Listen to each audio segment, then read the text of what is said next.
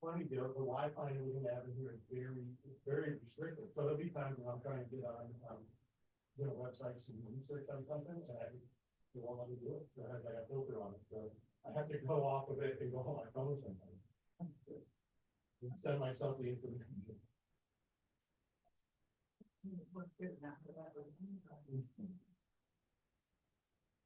Yeah, but there was one the other day, it was still going on, and I was like, wow. I didn't know what to do about it.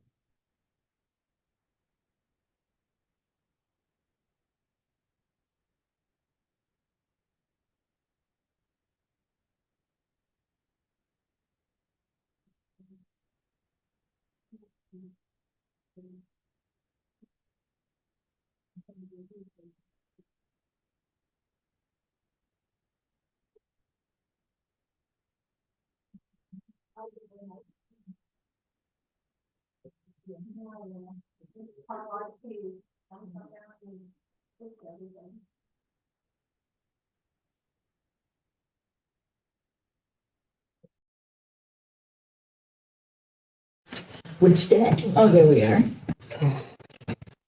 Do you want me to mute it? Do we need to wait till 9 to start, or can we? Oh, we should wait a couple minutes. All right, I'm just going to mute it then.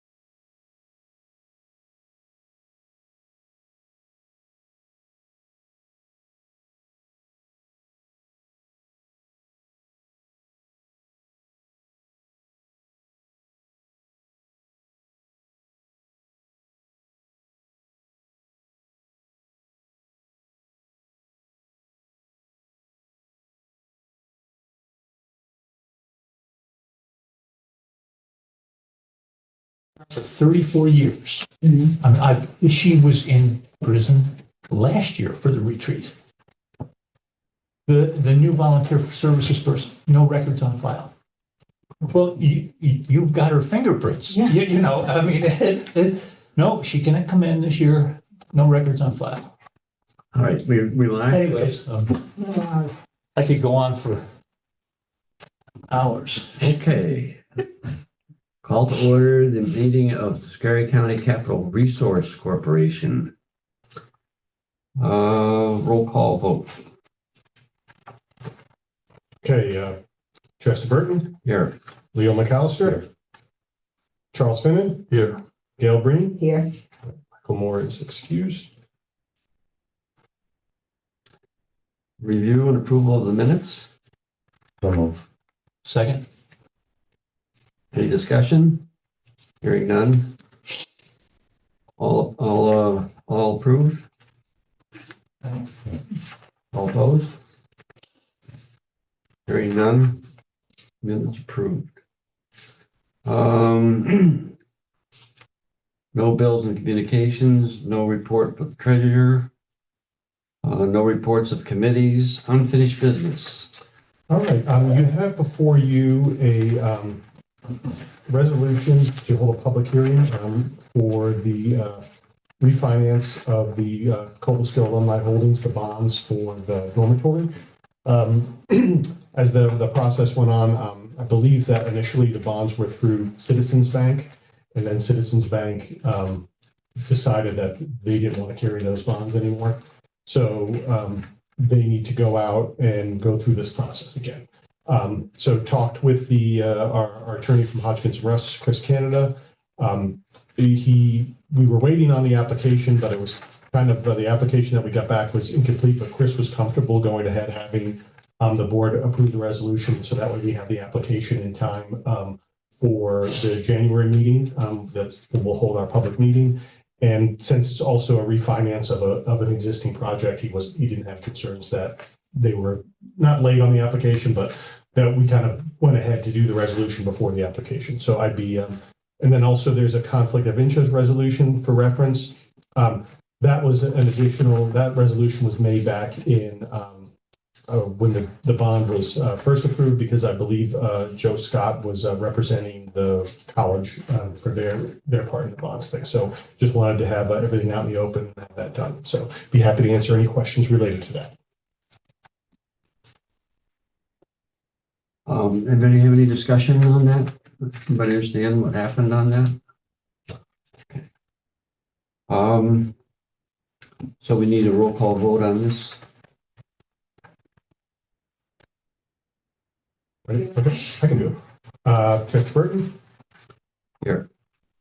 Leo. Yes. Charles. Here. Gail. Here. Michael, excused. Right. No new business. Other reminder of January appointment of officers and committee members. Actually, we have to finish going through that. Oh, okay. So you sorry. gotta, Yeah. you know, Oh, I'm sorry. Oh, you want me to read it? I'll do the. you have to, somebody has to offer it up and, Oh, okay. Yeah, we gotta take a vote.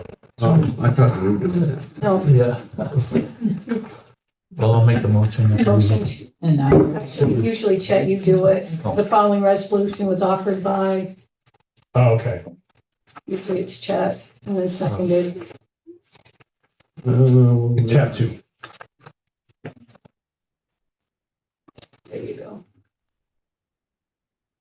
You just at the top, the following resolution was offered by, and it'll be you and whoever. Following resolution was offered by Chester Burton, seconded by Chuck. Chuck Finnan.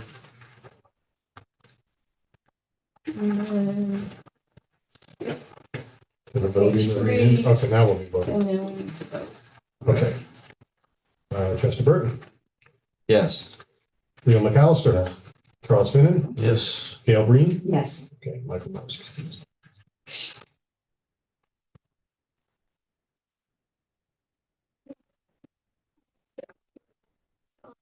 And then we stamp it, we can do it after. Sure. Any further business? Hearing none. Motion for adjournment. Second. Second. All in favor? All opposed? Hearing none. Motion approved.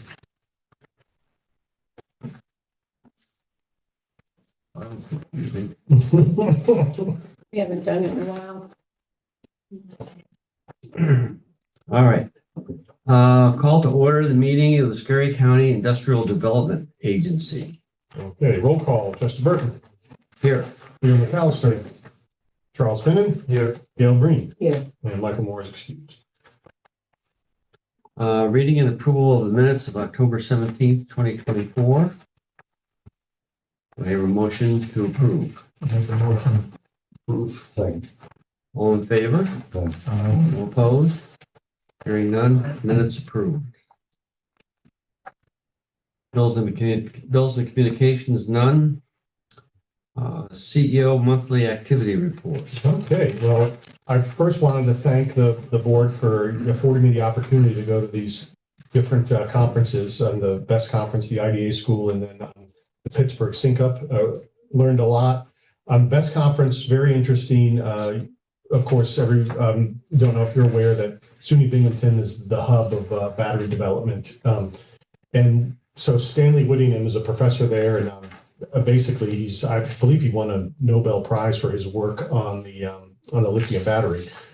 So the research that they're looking to do now is, and Chuck, feel free to chime in on this because you're the expert. The Chinese control about 80% of the market, with as far as development and even manufacturing materials and manufacturing equipment. So what they're looking to do is they don't, from a technological standpoint, we can't compete with the Chinese on the lithium level. So they're looking at different alternatives. And one of the things that they're looking at, which is actually really neat, is sodium. So they want to use sodium in the batteries instead of lithium, which again, much easier to find, a mineral that's naturally occurring, that it can be harvested easily. As we all know, like they have that huge lithium deposit that was found in Arkansas, but I think the concern is how are they going to get to it because it's so far underground. So a lot of companies that were present there, the focus now is really on battery storage. And so the solutions to that are, there's some concerns. There was that huge fire, I don't know if you're all aware, out in California, and it took them forever to put it out. And then the water that was used to extinguish the fire was contaminated. So what they're looking at now is different technologies as far as like isolated vertical stacking. And then the other one that was really neat is carbon. So they want to be able to transfer the energy from the battery into a carbon holding and then have it transferred back in. So there are a lot of new things going on there. And then had the opportunity to talk with John Servey, who is the director of the Northeast New York, the supply chain program manager for the BEST conference. And then we talked about how Schoharie County could be positioned with, some of our sites as far as Shad Point, and then as well as High Bridge, how we could be positioned to possibly take part in this. And talked with John, sent him the information so he has our sites. And really what John does is he represents the state of New York, and he will go across the country as well as to, across Europe and other markets. And he meets with manufacturers to try to get them to come to New York. So one of the things that they're trying to focus on now, as we talked about before, or as I mentioned before, is that there is really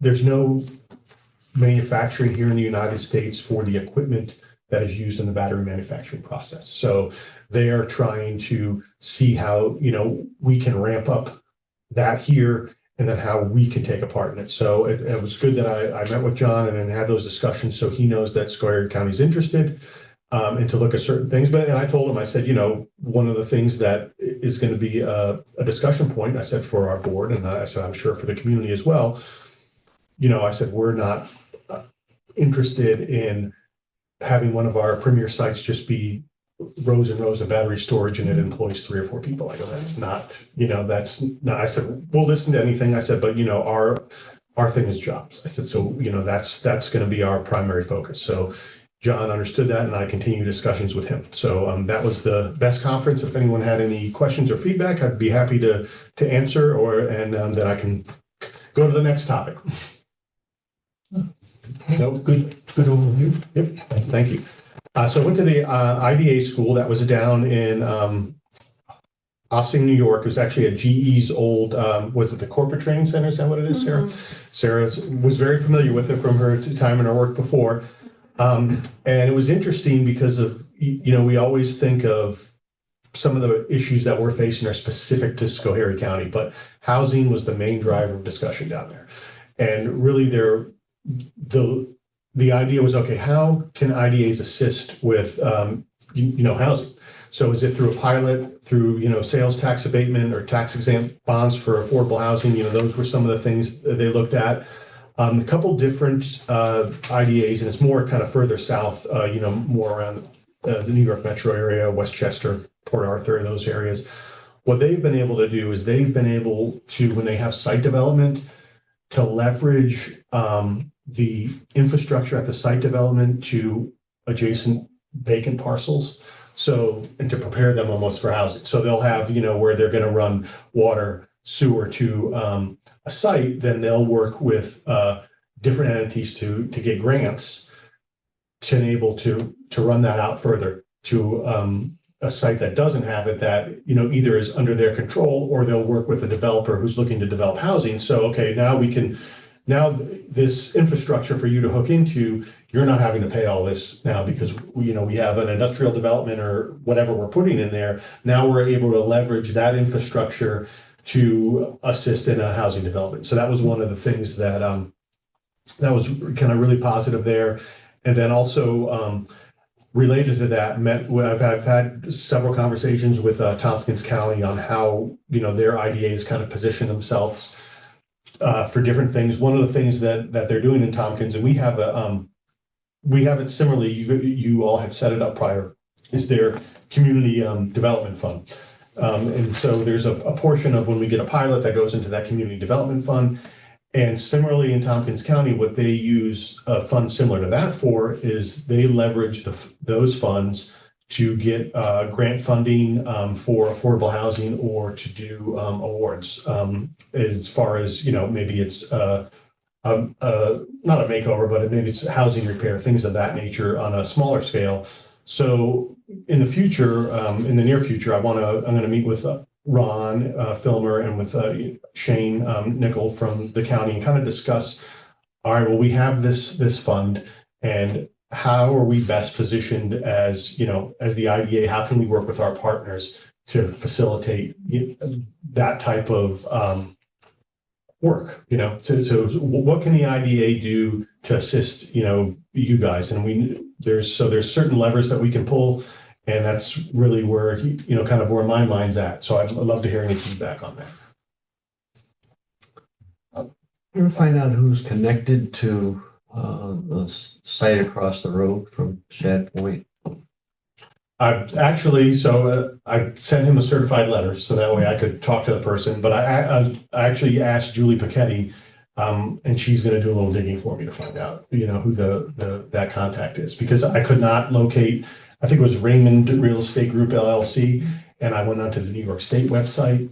I scoured the internet, and no phone numbers, nothing, just a mailing address. So, and then it led to another development company that's at the same address. And so I did some digging on them. I could have been a private eye in another.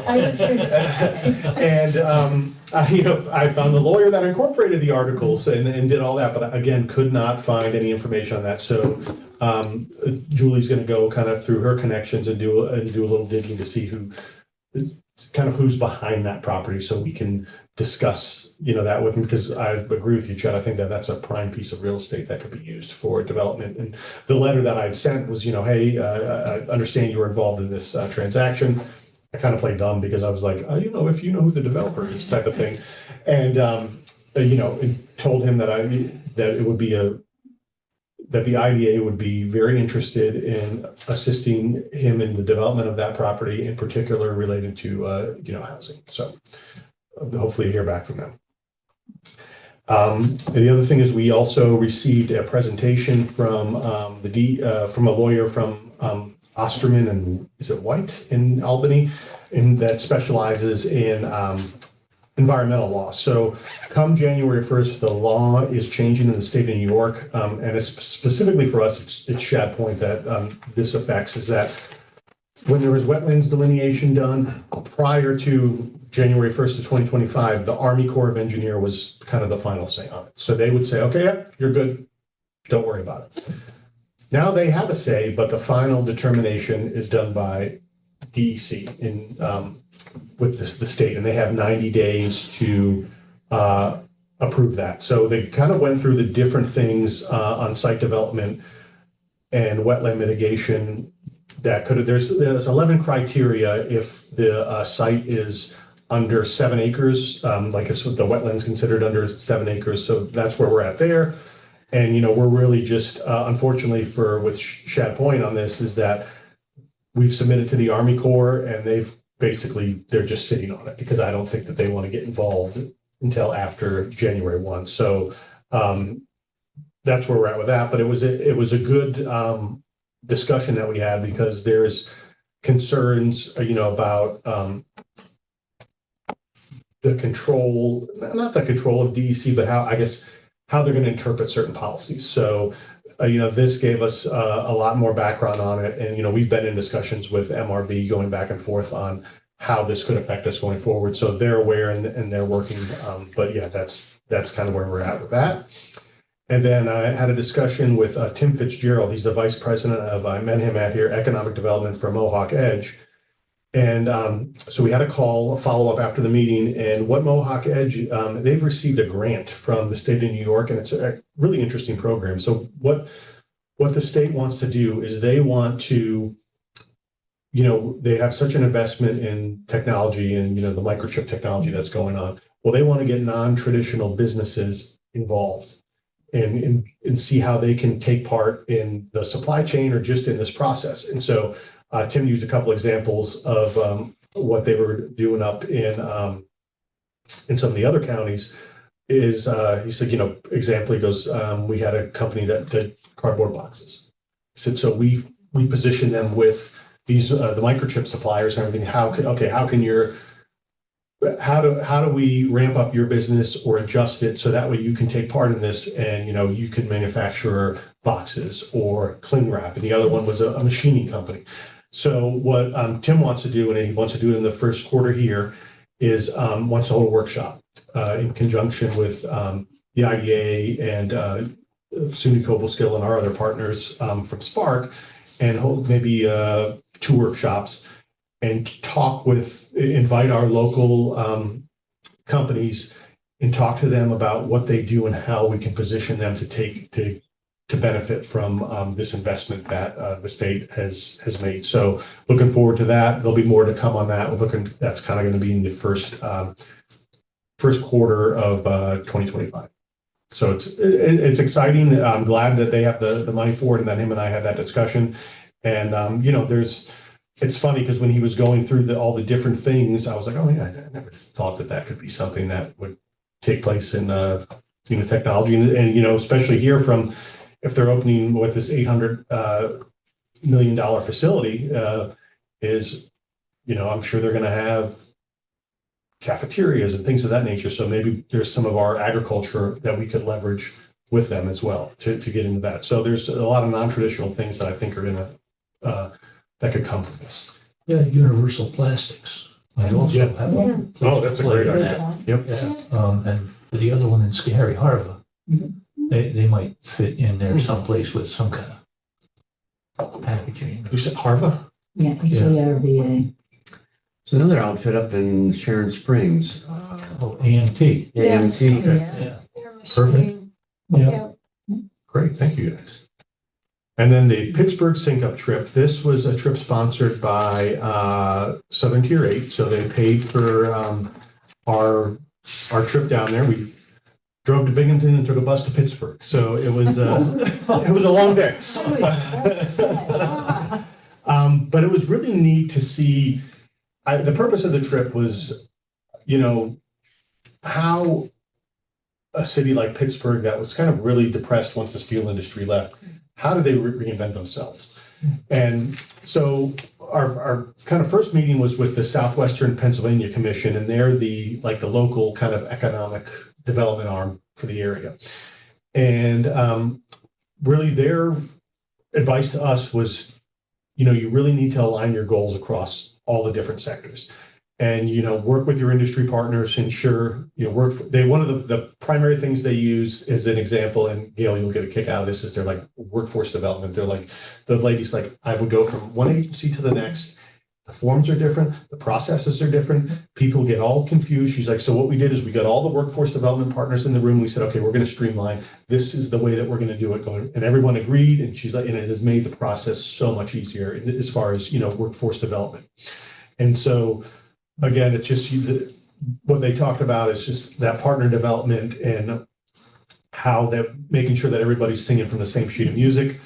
And then the other interesting thing that they've done with housing for their urban redevelopment authority is, again, they had a huge need for housing, and they have a lot of factories and areas in certain parts of downtown that have just been vacated and they're dilapidated.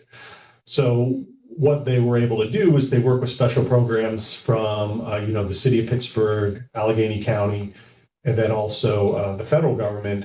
And then they leverage these funds to take these old distressed properties and then to make them into housing. And so they started out with a seed funding from the county. I want to say it was $10 million, something of that nature. But then what they've been able to do is with leveraging that, they've taken a portion of the mortgage stamp tax on all the properties that are sold within that area, and then that goes into a fund to rehabilitate, apply for grant funding, things of that nature. So it's a kind of a self-preserving fund, similar to what Tompkins does on a much larger scale.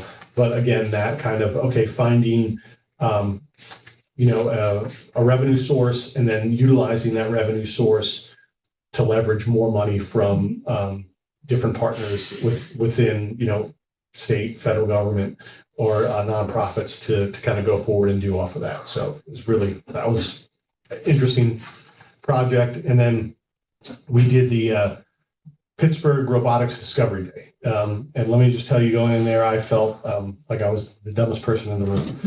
But it was really neat to see the different applications off of construction, agriculture, automation. And the thing that I thought was really interesting on this, so here's this robotics conference, and you have they have a heavy university involvement from Carnegie Mellon, from Pitt. And but the Southwestern Pennsylvania Commission, kind of like the one that's the IBAs, they were really involved through the whole process and the coordination. And then each partner that is involved in the areas of, economic development or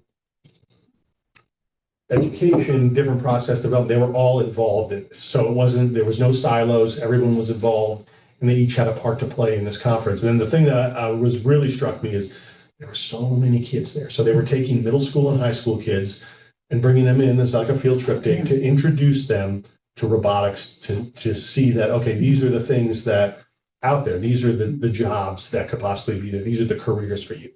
And it was really interesting to see them at a, kind of take them at an early age and get them interested in the process. The other thing is we went to this old abandoned steel mill, and it was called the Catalyst Connection. So they had this huge mill, and the mill, they were going to rehab it, and then they decided, well, it's too much money to take the mill down. So they gutted the inside of it, and they built a building inside of the old steel mill.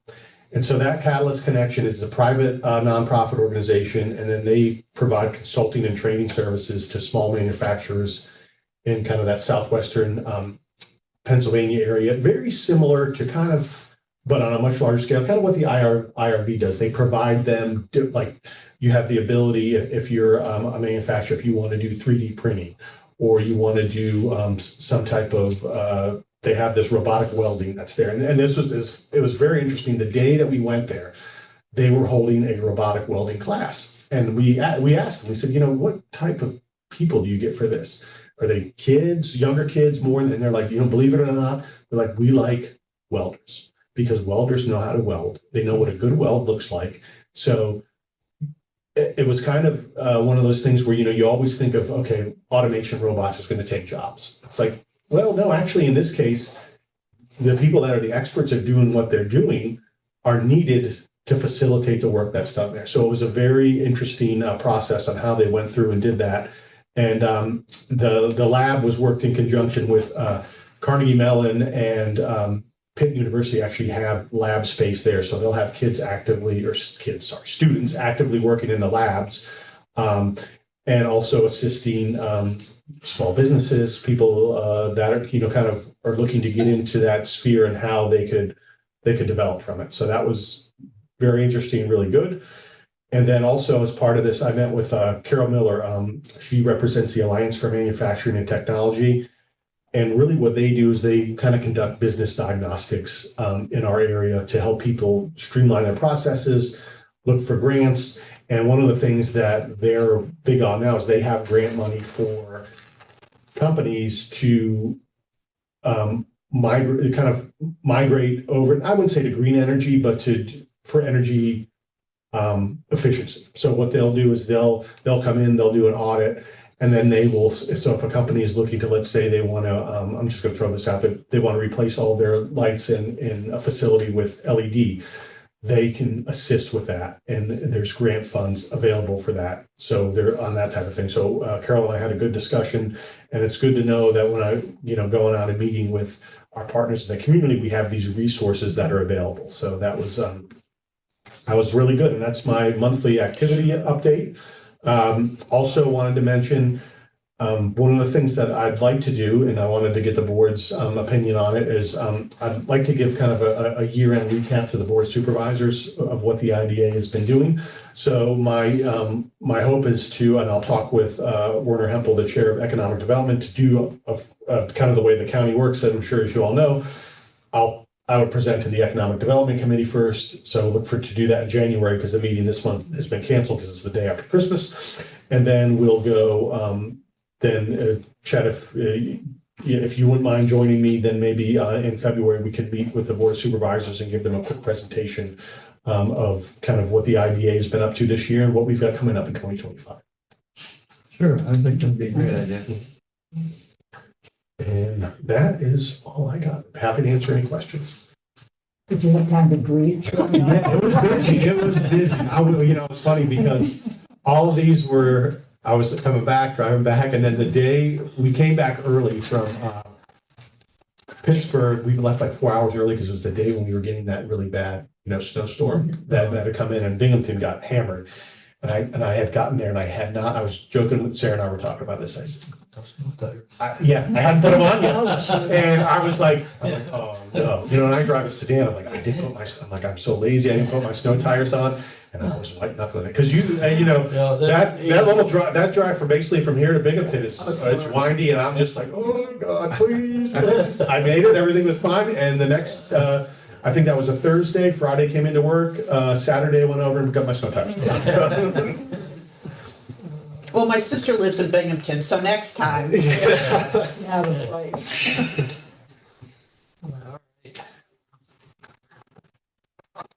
Great report.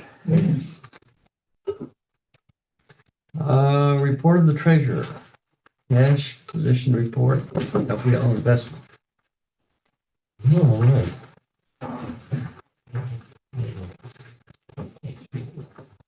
One of the things that we've had happen recently is, two things. One is the money that we initially had put into that money market account. As you can see, Sarah has done a report, and we have some accounts receivable still pending from Schoharie County for our ARPA reimbursements. So we went ahead I went ahead and moved the money. Sarah and I kind of discussed how to do this. Is we went ahead and moved that money out of the money market account into the checking to cover any expenses we have. And then once we get this money back from the county, we'll go ahead and replenish it back into that money market treasury account. So that's one thing to make everyone aware of. And then the second thing is, since October, we've had 3 CDs called. And then Sarah, how many did you have called over the summer? I think we had 2. Yeah. So and I wouldn't even say it's a concern, is that we just want to make you aware that, we're not realizing the full interest that is being stated on here because they're getting called early. And you know, Leo can speak to this with his expertise, is that, you know, we're still seeing benefit from it. You can see where we went to put the accrued interest to date on certain things on the side, so you see where we're at. But that's why that accrued interest to date is somewhat low on a lot of these, is just because they've run through and we've kind of not overturned them. I don't know the word I'm looking for, but that's where we're at with that. So again, you know, maybe something to keep in mind is, do we want to diversify more? Do we want to keep it in the CDs? You know, again, that's a decision for the board to make, but just kind of wanted to bring that up. Sarah, is there anything you wanted to add on that? it just seems with these, I'll call them callable CDs, they're hassle. Because you're having to, you know, catch up with Peter again. Okay, where are we gonna put, you know, I mean, they're not sitting there for months, but they're sitting there for 2 or 3, maybe 4 weeks, depending on how soon we can get in touch with him and get a meeting with him. And it's a pain. And it's time consuming. And that's just my beef with it. Instead of having it in like a CD for the full term, taking maybe a little lower rate, but I don't know. No, Yeah. your point is a good one. He never had callable CDs years ago. But now what happened when interest rates climbed, now they're starting to come down a little bit, the banks are doing it.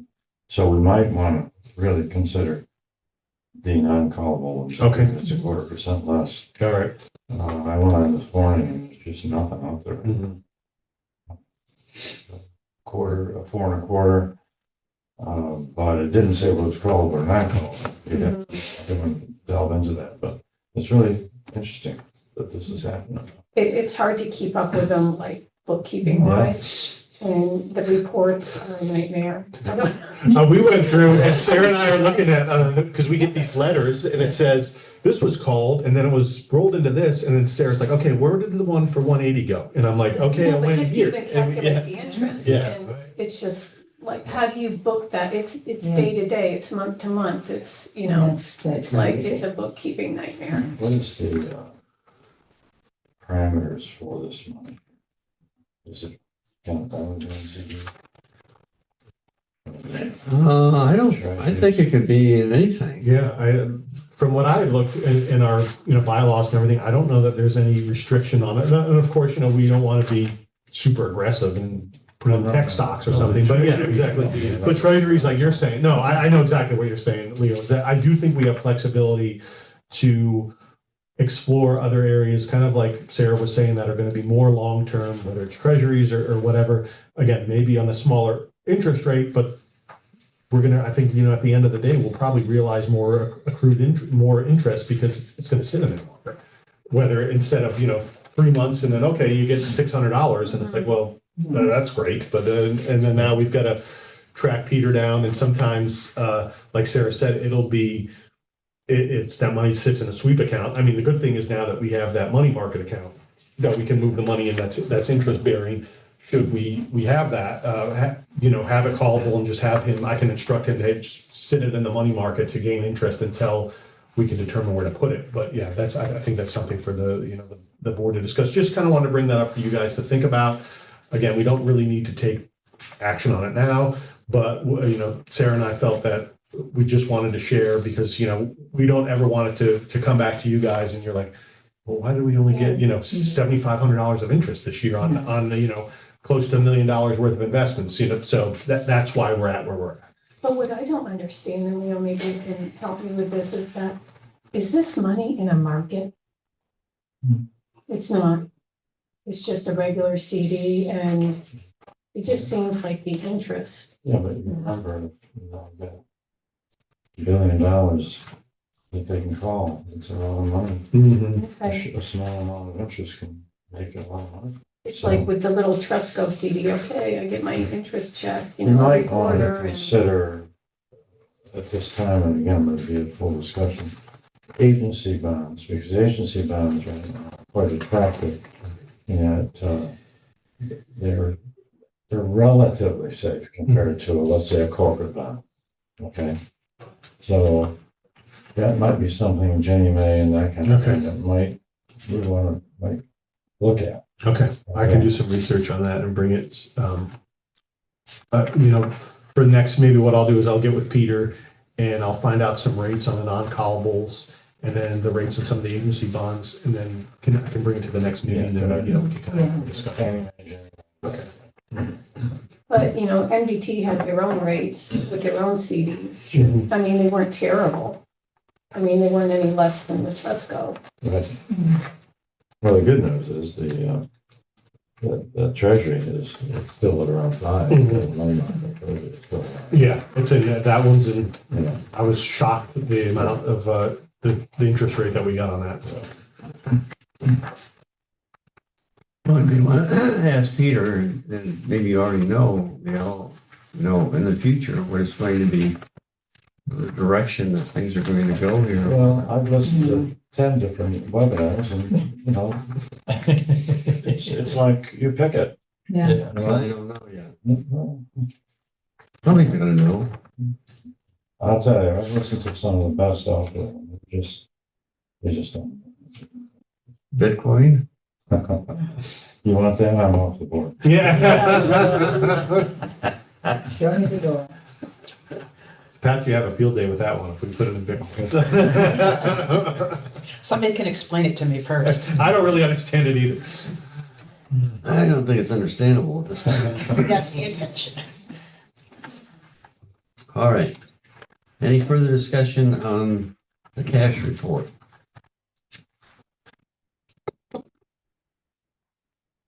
Hearing none, strategic planning. Yeah, we had a lot this month, so I didn't want to bog you guys down. So we'll revisit that discussion in January when we don't have so much going on. So that was kind of my thought there with the CRC and then all these other kind of reports and things that we had. So that was my thought. Okay. Any discussion on that? Unfinished business, Walmart. Okay, so as everyone I'm sure is aware, Walmart's pilot application expires May 31st of 2025. So I had outreach with them, went and met them at the site in Sharon Springs, and they had expressed their interest in moving forward with the application. So they have submitted their application, and along with their application, we have a resolution to hold our public hearing.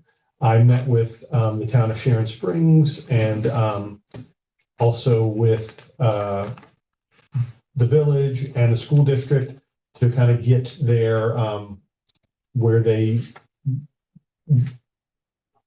were comfortable at with the negotiations. And then when we'll go into executive session later, and I can give you kind of a little more background on it, just because it's still, nothing's finalized yet. But so yeah, they definitely want to renew their pilot, and they are, looking forward to a long extended stay in Schoharie County at their facility in Sharon Springs.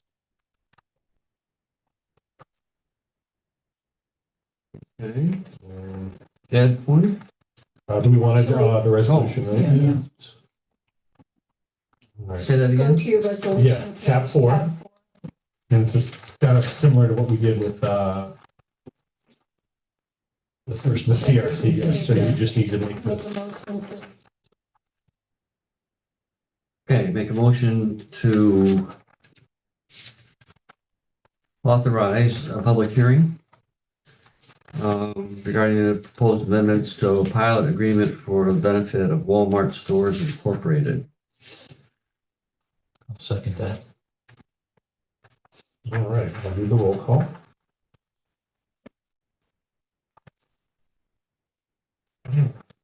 And we have Dr. Burton, Yes. Theo McAllister, Yeah.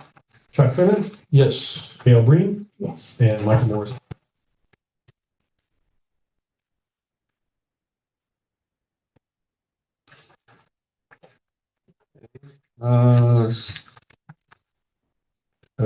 Shad Point status report. Okay, so as we discussed earlier when I talked about the visit at IDA school, we're waiting on the wetland delineation, kind of the finality of the report from the Army Corps and also DEC. So that's going through. We had a good meeting. MRB came with Michael Indolo and then two of their other, Tom Froberger, who kind of is heading up a lot of this work. And we met with the town of Cobleskill. All right, how are we going to go through this process with the seeker and the environmental report? So we had a good meeting with them. And then as we get a little further through, we'll start the seeker process, and the town will be the applicant. MRB will assist in doing the application process, and then MRB will also be the one that facilitates the public meetings as well. So that's kind of really where we're at with that. I wouldn't say that we're again waiting for dual archaeology. They had to do another report. I guess there was one that was done a couple of years ago, and there was nothing that was found. But again, with the state, they make you got to go through and do it again to update your report. And the same thing with the DOT and the thruway. They have that updated report sent, and then there was some underlying data that they wanted. That was provided back to them, and then we'll see where we're at with that. And then we also have I'm hoping to have in January to bring forward our agreement with SCIDA on the purchase option. So we're in negotiations with them, and then so we have that as well. So I'd be happy to answer any questions on that, but it's kind of been Just a question. Based on how you told us before, the wetland report is going to be delayed. Right? Yeah. How does that affect or? So ideally, what MRB said is they were hoping that they would have everything done May, June. Again, saying that this could take 90 days, this could push us out, Right. Another 90 days. So we'll have, and again, depending on what the findings are, it could be even more significant. MRB doesn't. They feel that the wetlands that are there are of what they call like a wetland of low quality. So it can be easily, if it needs to be mitigated, it can be easily mitigated. But they're hesitant, and I don't blame them to give us a definitive answer either way, because they're like, we're not the ones that make the decision on But it. how far forward can they move without that? They can do other things. So that can be, he, from their discussions, didn't really give me a timeline, but he said that it can kind of almost go on two tracks where we can do, he said, basically it'll hold up the seeker, but as far as the other site work that needs to be done and things of that nature, they can still proceed with that while we're waiting on having this. But the seeker is critical. Yeah, that's the final piece. So that's where we're at. So we're hoping, and one of the things that we talked about when we had another meeting with MRB this week, and Supervisor Hempel mentioned, he's like, listen, if there's, if we need to put pressure on DC, political pressure, he's Right. like, then we'll do it. So MRB was like, well, let's wait, let's get into the first of the year and see what they come back with. But if not, he's like, then yeah, probably that would be a good thing to do to put pressure on them, so that way they can expedite this process. Because that's our concern, is that, we're working through everything and we're doing what needs to be done. But now, because of basically a policy change, we could possibly get held up on this. So, and the clock is ticking as far as our option agreements. We have just sent the check for the second option agreement, and we have one more year and then an option for an additional year. So we have an additional 2 years of options agreements should the board decide to exercise that fourth one. So, it's a balancing act now. We're just trying to get there in time. Any further discussion on Shad Point?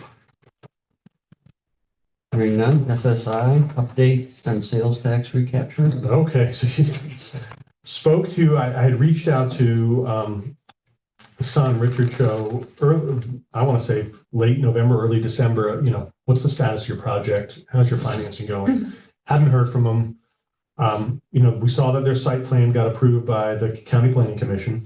So reached out to them again and, let them know that, hey, based on the agreement that you have with us, come January, you need to start paying back this sales tax that needs to be recaptured in the amount of $5,000 a month.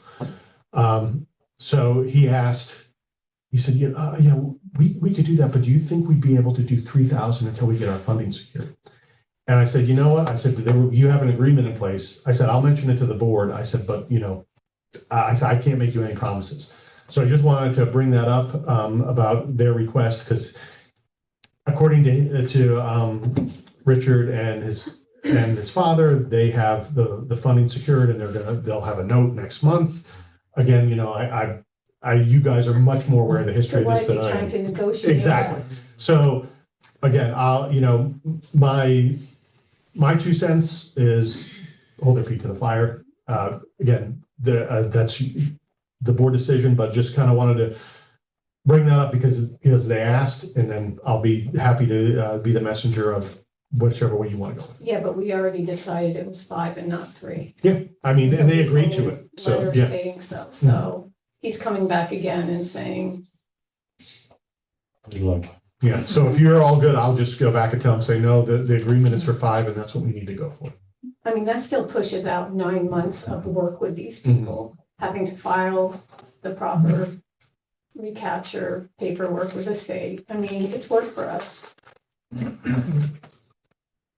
Well, we've done more than our fair share on assisting them, and I think what's going on, I think that's correct. I think we should just stick with what we have. Okay. Looks to me. All right. Let's make sure everybody's agreed on that. New business.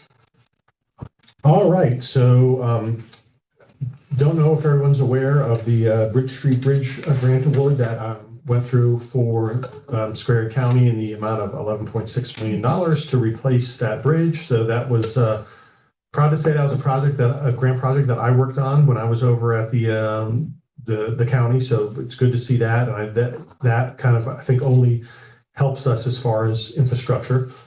Had a meeting with Hoshino Resorts for their Japanese style spa at the Magnesium Temple. Very good meeting with their developers. They don't anticipate breaking ground probably until 2026. In the latter half of 2026. They're very deliberate in how they do things.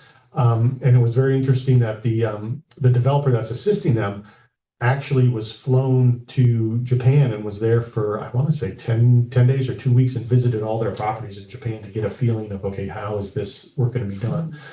So they have a lot of the work that's going to be done there they're very high end. So from what I heard, it's looking like, I think 10 to 15, somewhere there, don't quote me on that, of the cottages that they're going to have in there.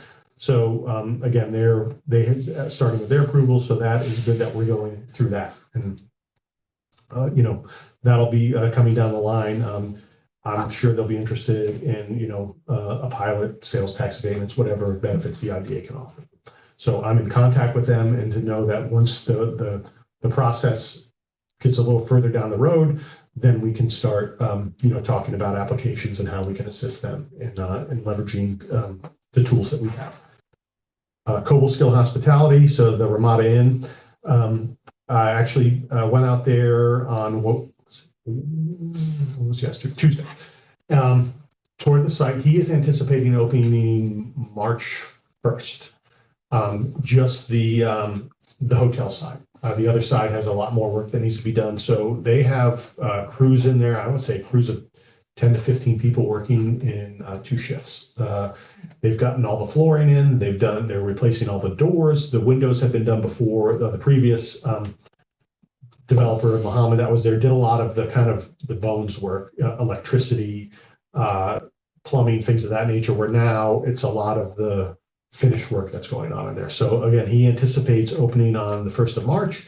And then I have put, Richie is the gentleman's name, and I put Richie in touch with Destination Marketing, Cassandra Harrington, to kind of help them market that property. Because one of the things that is coming up this summer, and speaking with Cassandra, she's anticipating that we're going to have a lot of tourists from Japan because Ichiro Suzuki is going to be inducted to the Hall of Fame.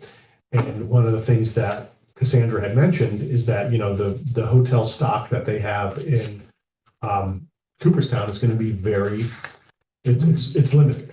So, you know, having a new hotel on the books here will definitely be a benefit to us and how we can pull these people in that are visiting. So thinking of a lot of different things. One of the things I had talked to Cassandra about in my old life when I was the Parks and Recreation Director, we had something similar. We had a huge softball tournament with like 30 Division I athletes.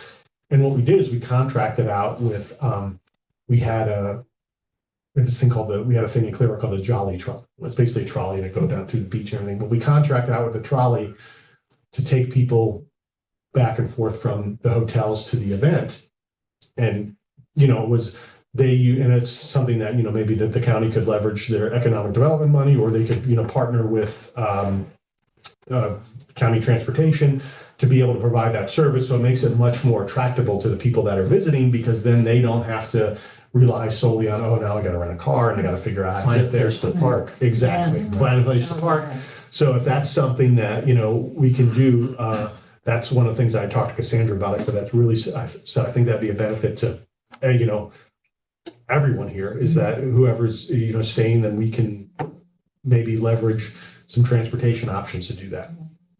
And then also had a very good conversation with Dr. El Bialy, who is looking to do the mixed use project over in Villages Schoharie. Yeah, Villages Schoharie. What's Great the American site. Yeah, thank you, Gail. Because I always look to Sarah for that, because she helps me with those. I walk the dog by here. Okay.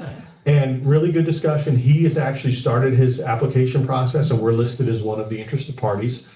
So yeah, he's looking at that mixed use development, and I want to say the project is, I think we have $20 million total of what they're looking to do on there. So, you know, he's very excited about going forward with that, and I was happy to see this week that they're starting the process with the seeker and those things, and we're listed as that interesting party. And Dr. El Bialy is very interested in how the IDA can help him with this. So I think this is going to be a good project. Anything that, you know, combines that, brings more residential housing, basically, Right. is how can we help that to fill that void. So that's, you know, we got some exciting things coming up. Again, we're, don't like to count my chickens before they're hatched, but it's, they're in the incubator, you know, so I think we're on the right track. Can I just say Sure, something go on right my ahead. project? I think many of the people in Schoharie are really behind that idea, because we've looked at the Great American being deserted for Mhm. years and years and years. I think there are some concerns that he needs to attach what he's doing to his current building Mhm. and the building next door that is vacant, deserted, that he parks his cars on. Because he bought that parking lot so that he could park employee cars there. And yet, you know, because he wanted that house to be taken down to become a parking lot, Mhm. that most of the people in the village did not want to become a parking lot. I think you're going to find those two are attached. Mhm. And then the third thing that's actually a very positive thing, right now, the 30-mile-an-hour speed limit for the village starts at that intersection. So you have the big Carver trucks Yeah. trying to use the Jake brakes or whatever to get from 50 to 40 to 30. And there's a crosswalk there for their employees. So I believe that there's been some movement in the village to try to get that miles per hour pushed back quite a ways Mhm. up to the Quilt House and Tavern, and have it become 30 there, so that people have time to slow down before they come to that intersection, because there's nothing there but a crosswalk. There's no light, there's no. So I think that we may find that in the future, residents want to see this be attached. But on the other hand, it would be wonderful to have more housing there. Thank you, Gail. That's, That's That's good good reference to news. that. Yeah, well, I know the kind of the details behind everything.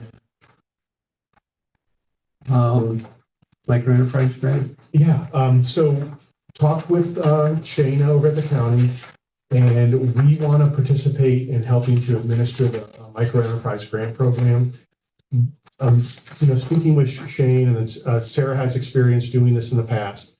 A lot of those, they're not, I mean, how much money do they have to give back? I can't remember off the top of my head, but it was a significant amount because it was just that it's not utilized, correct? Is that to the fullest, or am I misinterpreting something? I don't know what he's.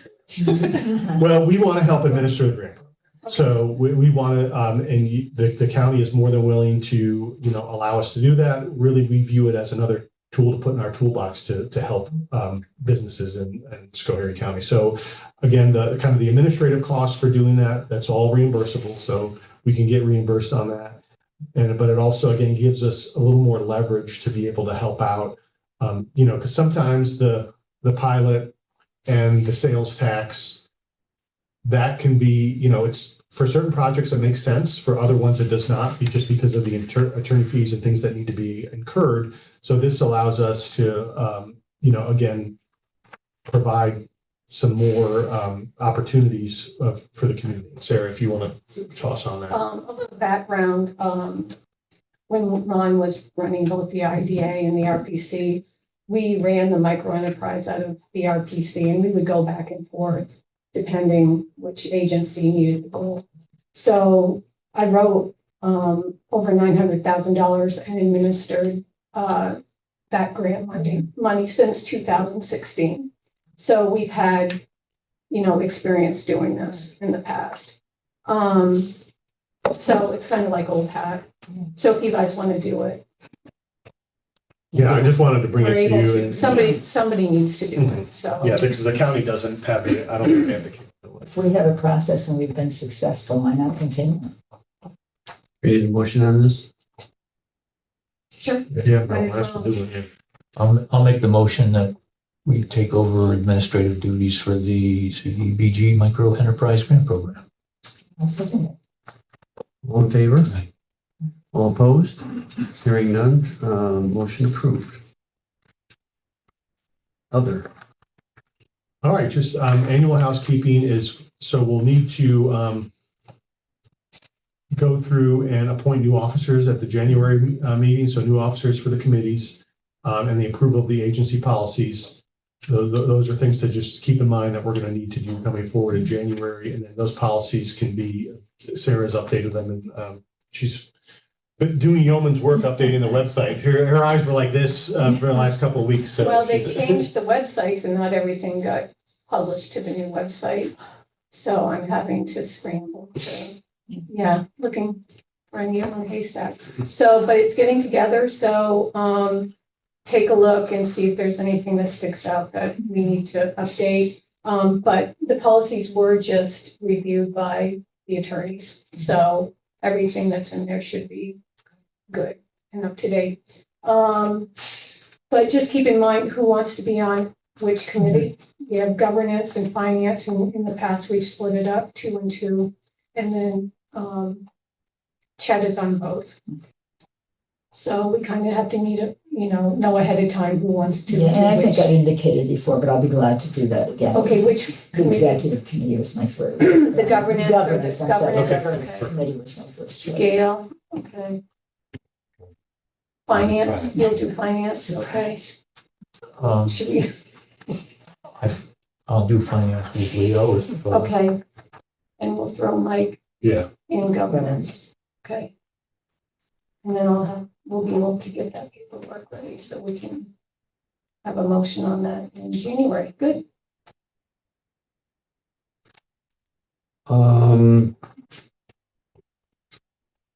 Executive session? Yep, we'll need a motion to go to executive session. So, All in favor? Hearing none, we'll leave the executive session. Thanks for coming, Patsy. Thank you. yeah. Nice to see you, bending your ear You around need to go. the transition. Okay. I always like that. Yeah. I think I was a little too exhausted to enjoy. Maybe even five. Well, it's hard. I mean, it comes at a time of year when there's so many things going on. Yeah, sure.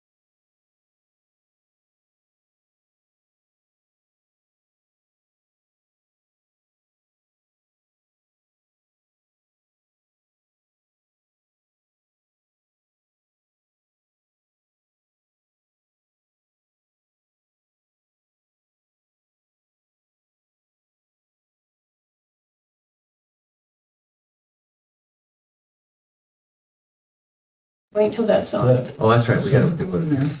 Okay. Okay, now you can do it. Motion to come out of executive session. All in favor? Aye. All opposed? Hearing none, motion carried. Motion to adjourn. Second? All in favor? Aye. Aye. Have a good Christmas, everyone. Yeah. Very good. Motion carried.